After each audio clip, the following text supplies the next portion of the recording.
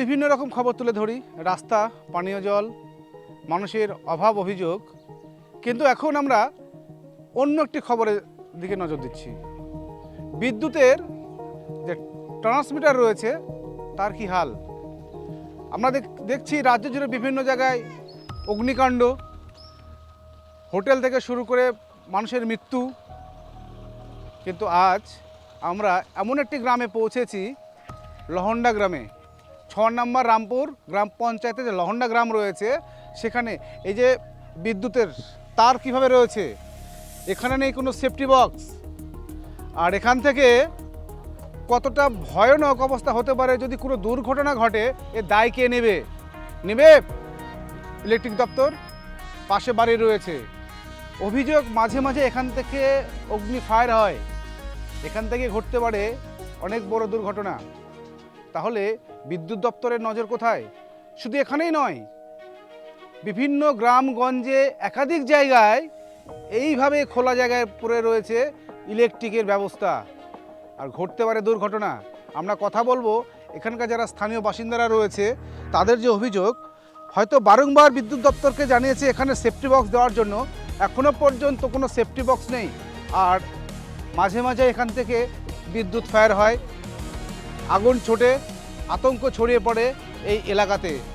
দাদা বলছি, আপনার কাছে আসবো। দাদা, এই যে বিদ্যুৎ দপ্তর তো যেমন অনেক রকম প্রকল্প নিয়েছে যেন বিদ্যুৎ চুরি করতে কেউ না পারে, এবং আমরা দেখেছি যে কলকাতা তারাপীঠ হোটেলে আগুন, মানুষের মৃত্যু পর্যন্ত হচ্ছে।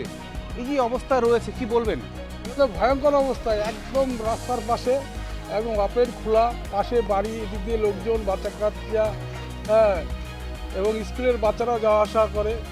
হ্যাঁ, খুব ভয়ঙ্কর পরিস্থিতি এটা রয়েছে। এটা ইলেকট্রিসিটি বোর্ডকে অবশ্যই দেখা দরকার। হ্যাঁ, আপনারা এটা দেখেছেন, খুব ভালো কাজ করেছেন।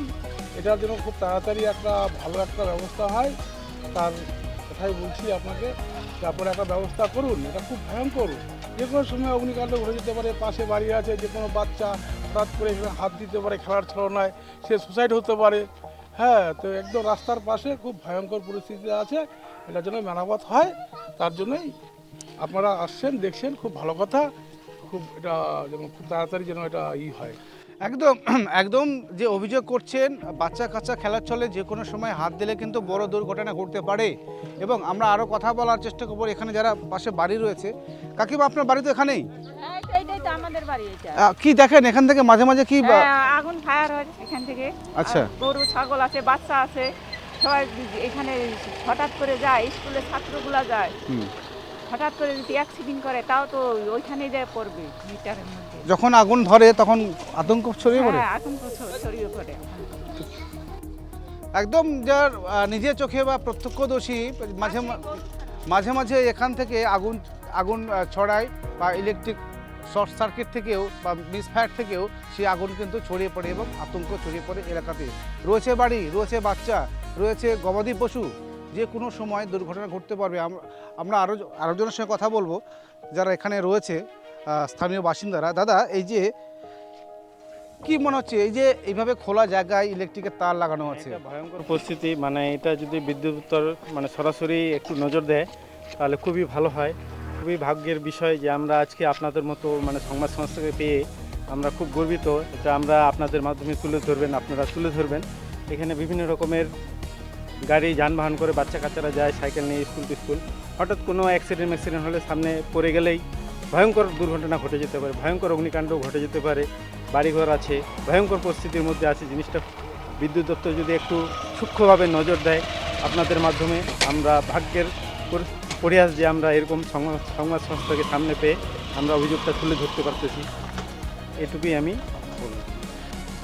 একদমই তাই। পরিষ্কার দাবি করছেন বিদ্যুৎ দপ্তরের যদি আরও সচেতনতা বাড়ায়, এবং যেসব জায়গায় খোলা তার রয়েছে, যেখান থেকে বিদ্যুৎ বাড়ি বাড়ি সংযোগ হয়েছে, সেই সব জায়গায় যদি বক্সের ব্যবস্থা করা হয় বা নিরাপত্তার ব্যবস্থা করা হয়, তাহলে কিন্তু অনেকেই আতঙ্ক থেকে মুক্ত পাবে এবং সেফটিভাবে সবাই চলাচল থেকে শুরু করে বসবাস পর্যন্ত করতে পারবে। ক্যামেরায় বিনয় বর্মনের সঙ্গে অনিমেষ সরকার, কেটিভি বাংলা।